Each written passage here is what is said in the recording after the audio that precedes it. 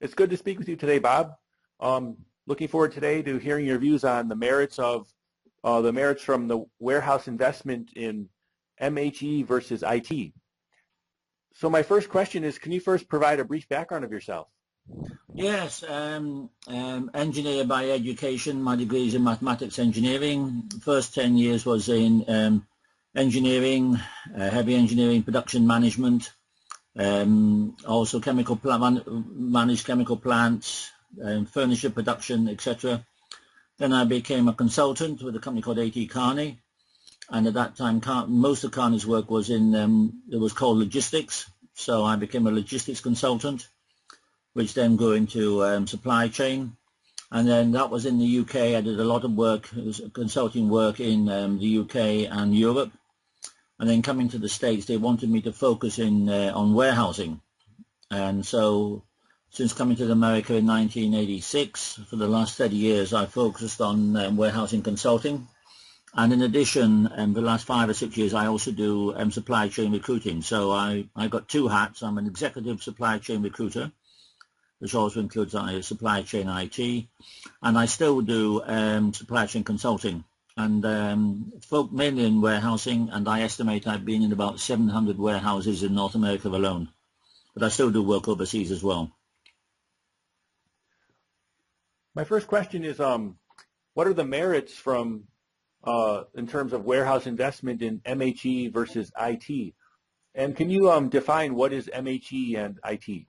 Well, mechanical handling equipment covers everything from fork trucks to highly sophisticated ASAR systems, which is automatic storage and retrieval systems, and even in these days into robots. Companies like Amazon are getting well involved with robots. So on the MHE side, almost every warehouse needs some form of MHE, usually fork trucks, pallet jacks, and depending on the storage, they might need high-rise cranes, so they're called cherry pickers or order pickers. So there's always some degree of MHE required. It's a question of degree, and so many warehouses get involved with highly sophisticated and expensive sortation systems, massive amounts of conveyor, etc., etc. So that all comes under the heading of MHE. And the question is justifying the extensive use of MHE, because conveyors are expensive, and I've been in warehouses where they've got 14 miles of conveyor, and they know immediately there's just no way they can cover those costs of the equipment. The problem I often find is that many people invest in MHE because they think automation automatically pays. Well, it doesn't automatically pay. It depends on the extent to which you use it. For example, companies like FedEx, there's no way FedEx can do what they do without heavy investment in mechanical handling equipment to do all the sortation of the packages, to handle the millions of packages that they have to sort in a very short period of time. They have to. But of course, their cheapest rate for a letter is something like $10.76 for a letter. Whereas Uncle Sam can do it for 49 cents. He doesn't need the same level of investment. So on MHE, it's just a question of speed against cost, and do you need that equipment in order to meet your throughput demands. On the other hand, IT means the system that drives the warehouse. And here's the point. Every warehouse needs a system. There is no way you can run a warehouse without a system. And in the old days, it was an order picking, a paper picking system. But in the last 20 years or even longer, it's now moved to RF, radio frequency, where you scan barcodes. And that all comes under the heading of an IT system. And every warehouse needs a system. Therefore, you may as well have the appropriate system. So the trick is to look at the system first before you look at MHE. Work out what system you need, do your cost comparisons on systems, do your ROI on system, and then put the appropriate system in. And in warehouses, these go under the heading of WMS, Warehouse Management Systems. And the best WMSs integrate with a TMS, a Transportation Management System, and they link in with an ERP. such as an SAP or an Oracle. So in these days, in the last 10 years, the starting point has to be your IT side, how it drives the whole system through the business.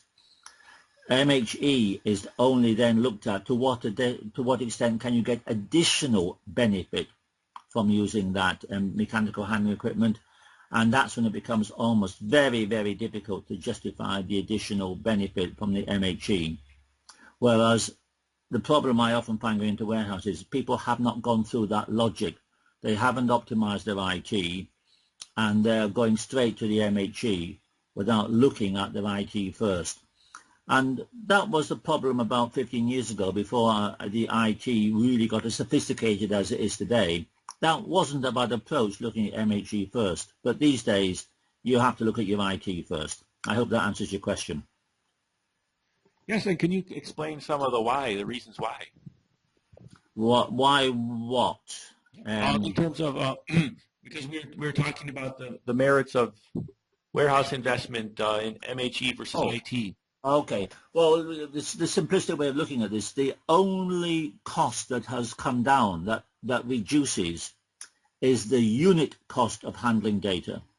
Note, I'm not saying the total IT cost, but the unit cost of handling data. You can handle more data more cheaply with IT than you used to be able to. And it's much easier and cheaper to do all your sorting and your management and all your planning on a computer than it is to try and manage it by sorting cases on expensive conveyors around the warehouse.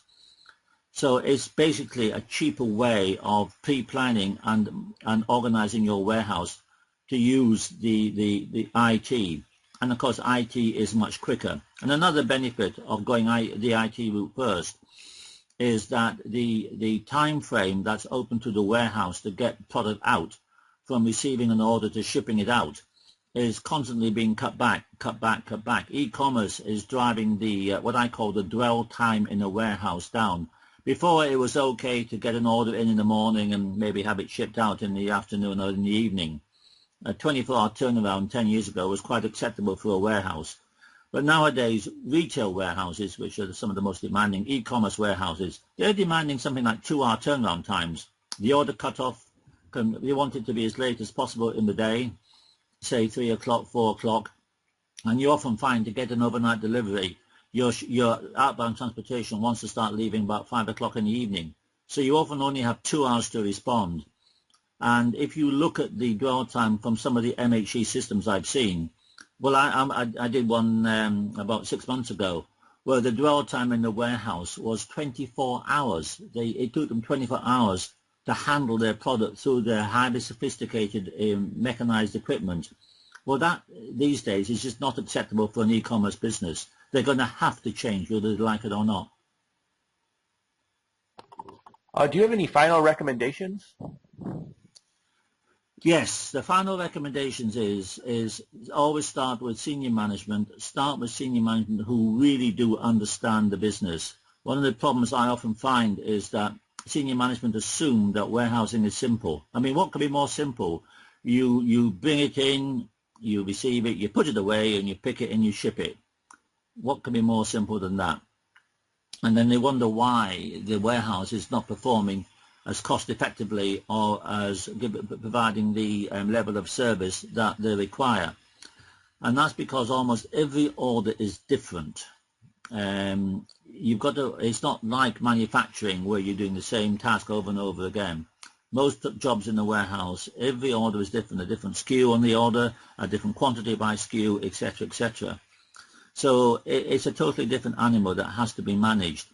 And if you look at some of the WMSs which are out there, some of the what I call tier 1 WMSs, they are some of the most extremely well thought through systems with extremely high-powered algorithms in order to constantly and quickly take the order profile and manage it through the warehouse in the most cost-effective way.